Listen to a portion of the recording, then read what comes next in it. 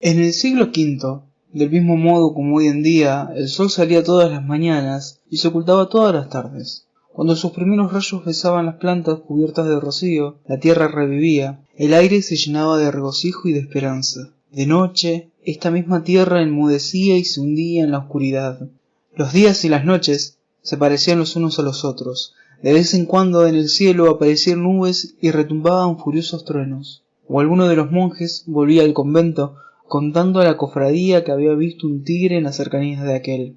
Los monjes trabajaban y rezaban, mientras su viejo prior tocaba el órgano, hacía versos en latín y componía obras musicales. Este maravilloso anciano poseía un don poco común. Tocaba el órgano con tal arte y maestría que llegaba a hacer llorar hasta a los monjes más viejos y medio sordos por la edad. Aún hablando de cosas vulgares, por ejemplo, de los animales o de los árboles, solía conmover a sus oyentes. Cuando se enojaba o se alegraba, cuando hablaba acerca de algo horrible o sublime, todo su ser se transformaba bajo la influencia de una fuerte emoción. Sus ojos se llenaban de lágrimas, su rostro se encendía, su voz vibraba. En semejantes momentos el poder que ejercía el prior sobre sus monjes era infinito. Si les hubiera ordenado que se arrojasen al mar, hubieran cumplido su voluntad sin vacilar un solo momento. Pasaban decenas de años y ni un alma humana aparecía en los alrededores del monasterio, separado del resto del mundo por un desierto casi imposible de atravesar. ¿Cuál no sería el asombro de los monjes al oír una noche llamar a la puerta del convento? Al abrirla, se vieron en presencia de un hombre, un vulgar pecador, amante de la vida. Les explicó que había ido a cazar, bebió en demasía y se perdió.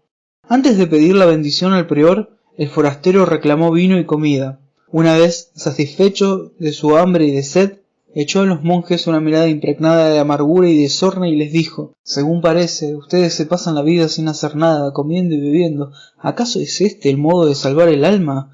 Mientras ustedes viven aquí en plena tranquilidad, soñando con la salvación de sus almas, sus prójimos se debaten y luchan en medio de la depravación y van al infierno. Fíjense en lo que pasa en los grandes centros de población. Unos mueren de hambre, mientras que otros, poseedores de excesivas riquezas, se hunden en la perversión y perecen. Ninguno de ellos conoce la fe ni la verdad. ¿Quiénes son los que necesitan salvar sus almas y recordar el indispensable nombre de Dios? Por ventura nuestro Señor depositó en ustedes su misericordia y les dio la fe para que lleven la vida holgada sin preocuparse de la salvación de la humanidad. Las palabras impertinentes y agresivas del ebrio ejercieron una gran influencia sobre el ánimo del prior. Al oírlas, éste palideció y se dirigió a los monjes, diciéndoles: hermanos, el hombre tiene razón. Es cierto que mientras la infeliz humanidad, debido a su ignorancia y su debilidad, perece en la depravación presa de todos los pecados y del ateísmo, nosotros no nos interesamos en ella. Deberíamos acudir a su ayuda y hacerle recordar la santa palabra de Dios, olvidada desde hace mucho. Lleno de entusiasmo, el anciano tomó su báculo, se despidió de la cofradía y se encaminó a la ciudad.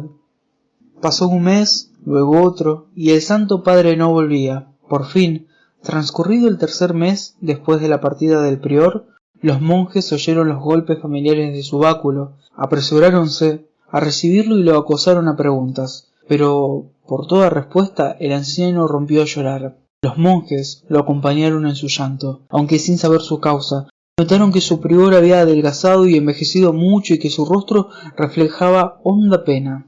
Preguntáronle la causa de su pesar y congoja, pero el anciano se encerró en su celda, sin contestarles nada. Pasó 7 días sin comer ni beber, llorando continuamente y dejando sin respuesta todos los ruegos de los monjes. Por fin salió de su voluntario encierro y, rodeado en el acto por la cofradía, empezó a narrar lo que le había sucedido durante su larga ausencia. Mientras describía su viaje desde el convento hasta la ciudad, su voz era serena y sus ojos sonrientes.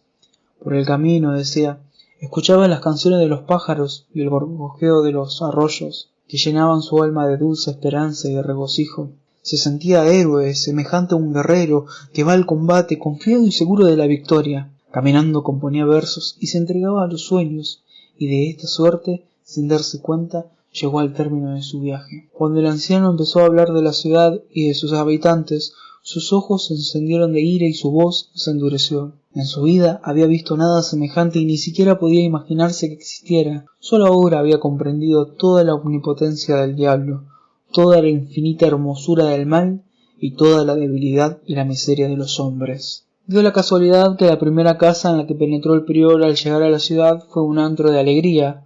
Unos cuantos hombres, ricamente ataviados, comían y bebían vino. Todos estaban ebrios y cantaban y gritaban a voz en cuello palabras soeces y repugnantes. Libres, fuertes, felices, no temían a Dios, ni al diablo, ni a la muerte. Estimulados por la voluptuosidad y la gula, hacían y decían lo que les daba la gana. El vino cristalino y chispeante de oro era sin duda muy atrayente, pues el que lo bebía sonreía con beatitud y pedía más. El líquido de color ámbar respondía a las sonrisas de los hombres, echando alegres chispas, como si conociera el poder diabólico que ejercía sobre ellos. Presa de la más viva indignación y llorando de ira, el anciano seguía describiendo lo que había visto en aquella casa.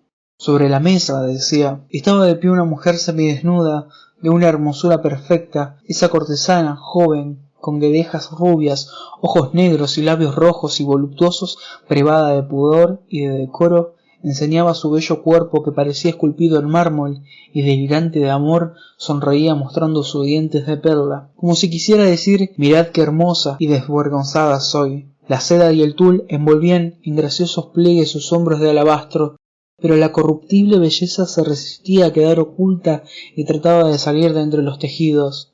La mujer bebía vino, cantaba, reía a carcajadas y se entregaba al primero que la solicitaba. Alzando los brazos al aire y lleno de indignación, el prior describió luego las carreras de caballos, las corridas de toros, los teatros, los estudios de los artistas que pintaban y esculpen mujeres desnudas. Hablaba con entusiasmo y elocuencia y los monjes, extasiados, lo escuchaban con sumo interés. Después de haber descrito todas las seducciones de que era capaz el diablo, la hermosura del mal y la atrayente gracia del detestable y repugnante cuerpo de la mujer, el anciano echó su maldición a todo aquello y volvió a encerrarse en su celda. Cuando salió de esta, al día siguiente, no encontró ni un solo monje en el convento. Todos habían huido a la ciudad.